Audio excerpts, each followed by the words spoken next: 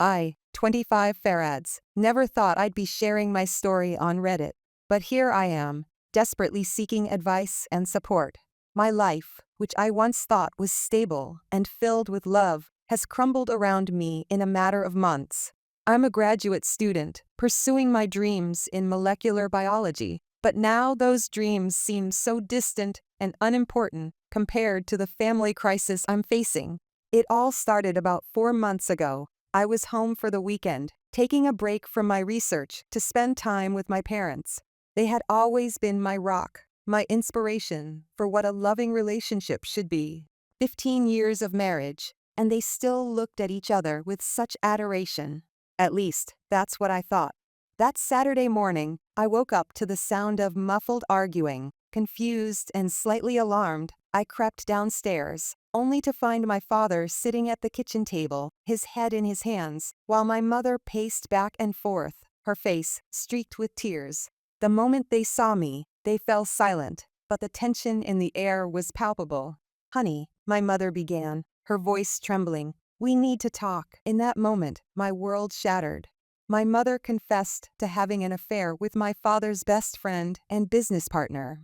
The betrayal cut deep, not just for my father, but for me as well. How could she do this? How could she throw away 15 years of marriage, of family, for this? As I stood there, trying to process this information, memories flooded my mind. I remembered the family vacations we took every summer, the laughter that filled our home during holiday gatherings, the proud smiles on my parents' faces when I got accepted into grad school. Were all those moments just a facade? Had our family happiness been built on a lie? The weeks that followed were a blur of tears, arguments, and sleepless nights.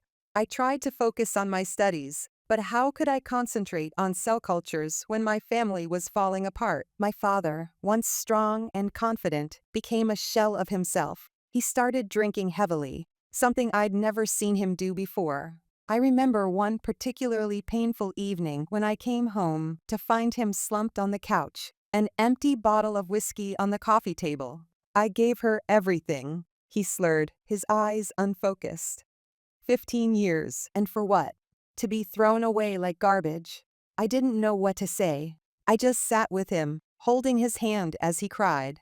My mother, on the other hand, seemed almost relieved. It was as if a weight had been lifted off her shoulders. She tried to explain herself to me, saying things like, "You'll understand when you're older, and love is complicated," but all I could feel was anger and betrayal. I'll never forget the night I got the call. It was 2 a.m., and I was still in the lab, desperately trying to make progress on my research project. The voice on the other end was cold, clinical. There had been an accident. My father, driving under the influence, had crashed his car. He didn't make it. The grief was overwhelming. I felt like I was drowning, gasping for air, but finding none. The days that followed were a blur of funeral arrangements, condolence calls, and paperwork. I moved through it all like a zombie, barely eating, barely sleeping. And just when I thought things couldn't get any worse, they did. At my father's funeral, my mother showed up with her lover. Her eyes were red from crying, but there was something else there too, a glimmer of relief. It made me sick to my stomach. How could she bring him here, to my father's final resting place? I couldn't bear to stand next to her during the service. Instead, I found myself between my grandparents, clinging to their hands like a lifeline. As we watched the casket being lowered into the ground, I felt a part of myself being buried with my father. 2 weeks after we laid my father to rest, my mother dropped another bombshell. She was pregnant with her lover's child. The child that would have been my half-sibling was now a stark reminder of her betrayal. I couldn't bear to look at her. "I know this is hard for you to understand," she said, reaching out to touch my arm. I flinched away. "But this baby, it's a sign, a new beginning. I think it might be your father's spirit coming back to us." I stared at her, unable to comprehend the words coming out of her mouth. How could she say something so cruel, so delusional? It was in that moment that I realized I couldn't stay in that house anymore. I couldn't be around the woman who had single-handedly destroyed our family. With nowhere else to go, I turned to my grandparents. They welcomed me with open arms, their own grief mingling with concern for me. It was a relief to be surrounded by people who understood, who shared my pain. Living with my grandparents has been a blessing, but it's also been an adjustment. I'm trying to balance my graduate studies with helping around the house, attending therapy sessions, and simply processing everything that's happened. Some days, I can barely get out of bed. The weight of loss and betrayal is crushing. My grandmother's house is filled with memories of happier times. Photos of family gatherings line the walls, and every corner seems to hold a reminder of my father. There's the rocking chair where he used to read me bedtime stories, the garden he helped plant with my grandfather, the old record player that still holds his favorite jazz albums. These reminders are both comforting and painful, a bittersweet reminder of what I've lost. My mother has tried to reach out several times, but I can't bring myself to respond. Each time I see her name pop up on my phone, I'm hit with a fresh wave of anger and sadness. How can I ever forgive her? How can I look at her and not see the destruction she's caused? One day, I made the mistake of answering one of her calls. Her voice was filled with a forced cheerfulness that made my skin crawl. "Honey, I've been thinking. Maybe you could come to the baby shower? It would mean so much to me." I hung up without a word, my hands shaking with rage. A baby shower? How could she even think I would want to celebrate the very thing that tore our family apart? My academic advisor has been understanding, granting me an extension on my research projects. But I know I can't hide in my grandparents' house forever. I need to find a way to move forward, to reconcile my shattered past with an uncertain future. The lab that was once my sanctuary now feels alien and cold. I go through the motions, pipetting solutions and analyzing data, but my heart isn't in it. My classmates tiptoe around me, unsure of what to say or how to act. I can see the pity in their eyes, and it makes me want to scream. I don't want pity. I want my old life back. There was a moment last week when I almost gave up on everything. I was sitting in the lab, staring at a petri dish, when suddenly I couldn't remember why any of this mattered. What was the point of studying cellular biology when my own life was in such chaos? I stood up, ready to walk out and never come back. But then I remembered my father's face the day I got accepted into this program. The pride in his eyes, the way he hugged me and said, "You're going to change the world someday, kiddo." I sat back down and forced myself to keep working. I owe it to him, to the memory of the man he was, to keep going. I find myself lying awake at night, staring at the ceiling, wondering how things could have gone so wrong so quickly. The happy family photos that once adorned my childhood home now feel like cruel jokes. Was any of it real? Were we ever truly happy? Or was it all just an illusion? My grandfather, in his quiet way, has been a source of strength. He doesn't try to offer empty platitudes or force me to move on. Instead, he sits with me in the evenings, sometimes in silence, sometimes sharing stories about my father as a young man. It helps, in a way, to hear these tales, to be reminded that my father was more than just the broken man I last saw. Last night, my grandfather showed me an old photo album he'd found in the attic. It was filled with pictures of my father from before I was born. There he was, young and carefree, his arm around my grandfather at a baseball game. Another showed him on his wedding day, looking at my mother with such love it made my heart ache. "Your father wasn't perfect," my grandfather said softly, "but he loved you more than anything in this world. Don't let the way things ended erase all the good that came before." My grandmother, on the other hand, throws herself into taking care of me. She cooks my favorite meals, fusses over whether I'm eating enough, and always seems to know when I need a hug. Her love is a balm to my wounded heart, but it also makes me acutely aware of what I've lost. Will I ever have that kind of unconditional love from a parent again? There are moments when her care becomes almost suffocating. Yesterday, she tried to force me to eat a third helping of lasagna, insisting I was wasting away. I snapped at her, immediately regretting it when I saw the hurt in her eyes. I apologized, breaking down in tears as I tried to explain that it wasn't about the food. It was about feeling like I had no control over anything in my life anymore. She held me as I cried, stroking my hair like she did when I was a little girl. As for my studies, I'm barely hanging on. My professors have been accommodating, but I can sense their patience wearing thin. I've missed deadlines, turned in subpar work, and completely bombed my last presentation. The passion I once had for my research feels like a distant memory. I used to dream of making groundbreaking discoveries, of contributing something meaningful to the scientific community. Now, I struggle to even remember why I chose this field in the first place.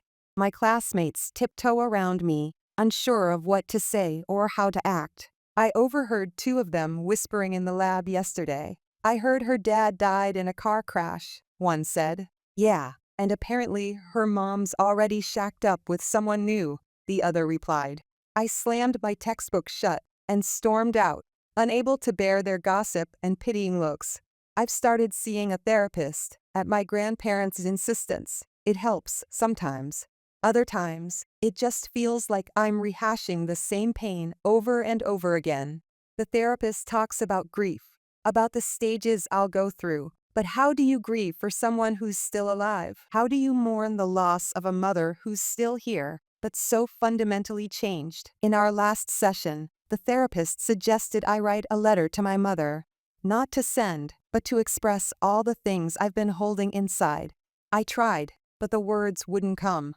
How do you put into writing the feeling of having your entire world ripped apart? How do you express the depth of betrayal, the ache of loss, the fear of an uncertain future? I ended up with a blank page, stained with tears. The hardest part, I think, is the loneliness. Even surrounded by my loving grandparents, even with my classmates and professors offering support, I feel utterly alone. No one else can truly understand the depth of this loss, the complexity of these emotions. I find myself wondering about the future. Will I ever be able to trust again? The thought of relationships terrifies me now. If my parents' love, which I always saw as the gold standard, could crumble so easily, what hope is there for the rest of us? And then there's the baby, my mother's baby, my half-sibling, I suppose, though the thought makes my stomach churn.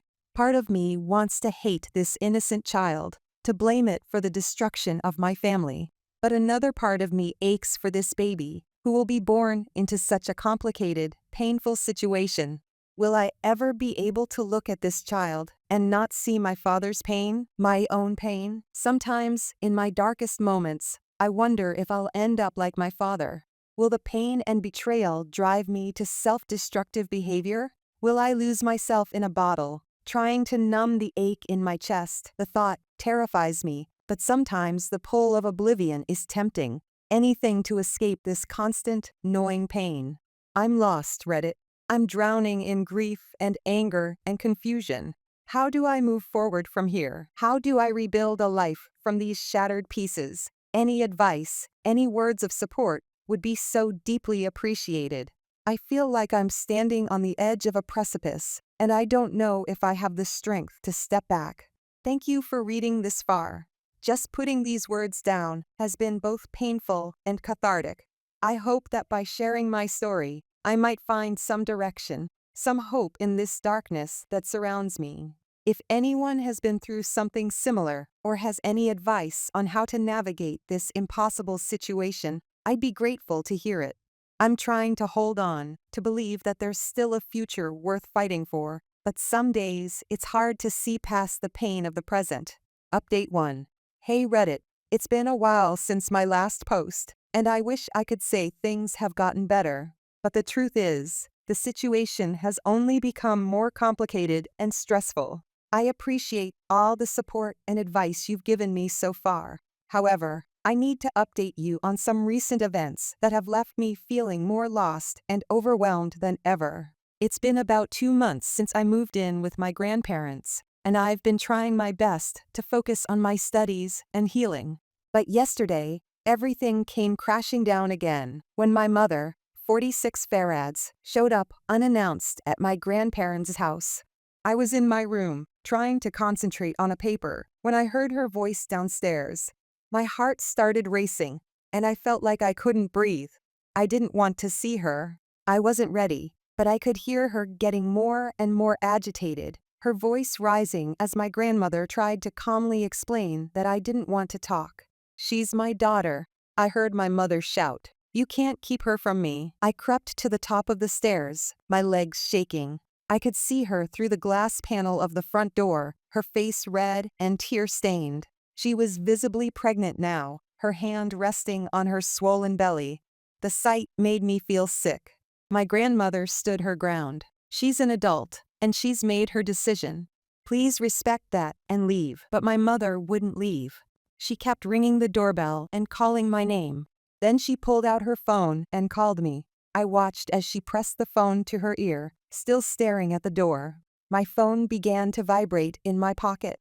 I don't know what came over me, but I found myself answering. "Go away," I said, my voice barely above a whisper. "I don't want to see you." "Please," she begged. "I'm your mother. We need to talk about this. About the baby. About our family." "We're not a family anymore," I interrupted, my voice growing stronger with anger. "You destroyed that when you cheated on Dad. When you brought your lover to his funeral. When you tried to replace him with that." I couldn't bring myself to say baby. She started sobbing, but I ended the call and turned off my phone. She didn't leave, though. She kept knocking, kept calling out. It was like a nightmare that wouldn't end. My grandfather, who had been out, came home in the middle of this chaos. He took one look at the situation and decided enough was enough. He called the police. I've never seen my grandfather so angry. As he spoke to the 911 operator, explaining that there was an unwanted person refusing to leave the property, I saw a fierceness in his eyes that I'd never seen before. When the police finally arrived, I felt a mix of relief and dread. 2 officers approached the house, speaking calmly to my mother. To my horror, she started weeping hysterically, telling the officers that my grandparents had stolen me from her. At that point, I knew I had to face this. With shaking legs, I made my way downstairs and opened the front door. The officers looked at me, then back at my mother. "Ma'am," one of them said gently, "is this your daughter?" I nodded, my voice barely audible as I said, "Yes, I'm her daughter. But I'm also 25 years old, and I'm here of my own free will." The officers asked to speak with me privately. I explained the situation as best I could, my father's death, my mother's affair and pregnancy, my decision to live with my grandparents. The officer listened patiently. "You're an adult," he said finally. "You have the right to choose where you live and who you want to have contact with. Your mother can't force you to see her or speak to her if you don't want to." I felt a wave of relief wash over me. The officers spoke with my mother again, explaining the situation. Finally, after what seemed like hours, I heard a car door slam and an engine start. She was gone, but the aftermath of her visit lingered like a heavy cloud over the house. My grandparents were shaken. I'd never seen them look so old and tired. As for me, I felt numb. The adrenaline had worn off, leaving me feeling hollow and exhausted. The days since then have been a blur. I haven't been able to focus on my studies at all. The paper I was working on remains unfinished, the deadline looming ever closer.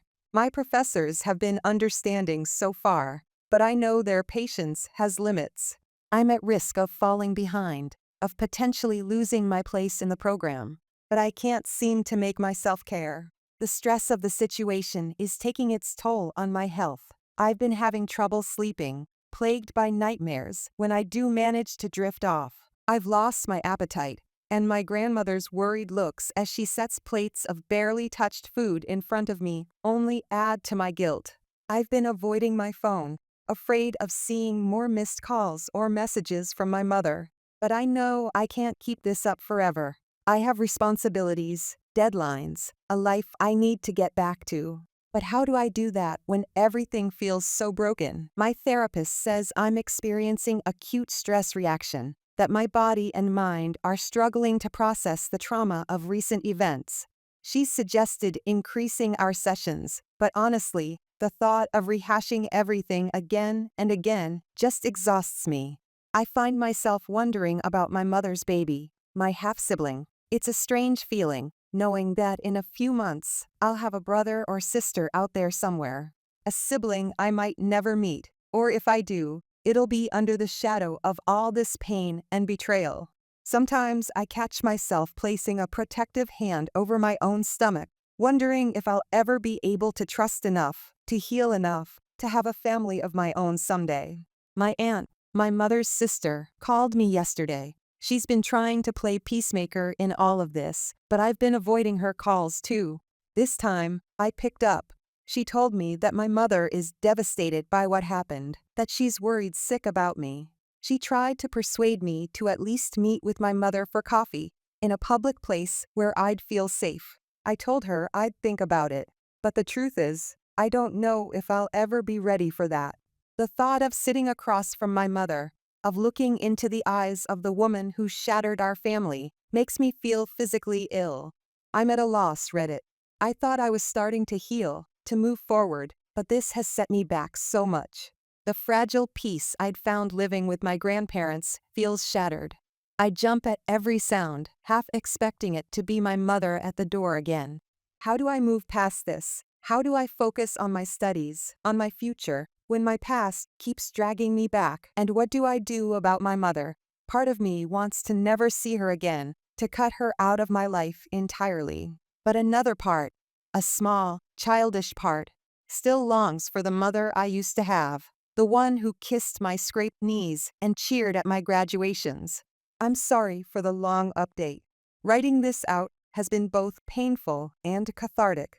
If anyone has been through something similar, or has any advice on how to handle this situation, I'd be incredibly grateful. Thank you all for your support. It means more than you know. Update 2. Hey Reddit, it's been a while since my last update. I wish I had better news, but life has thrown another curveball my way. I'm still processing everything that's happened, and I could really use some advice. First, I want to thank everyone who offered support after my last post. Your words meant more than you know. Unfortunately, things have taken a turn for the worse, and I'm feeling more lost than ever. The most devastating news is that my grandfather passed away last week. It was sudden and unexpected, even though we knew his health had been declining.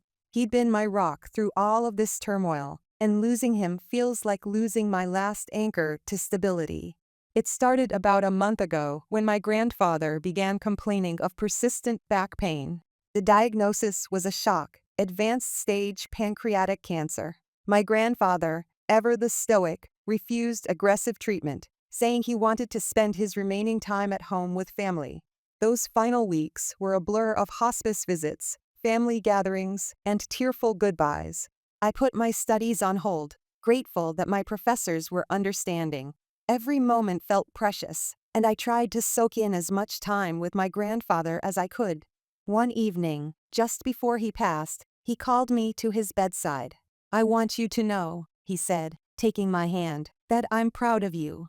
You've shown such strength through all of this. Your father would be proud too." I broke down then, crying like I hadn't allowed myself to in months. He continued, "I've made arrangements. You'll be taken care of. Don't let anyone push you around. You hear me?" I nodded, not fully understanding what he meant at the time.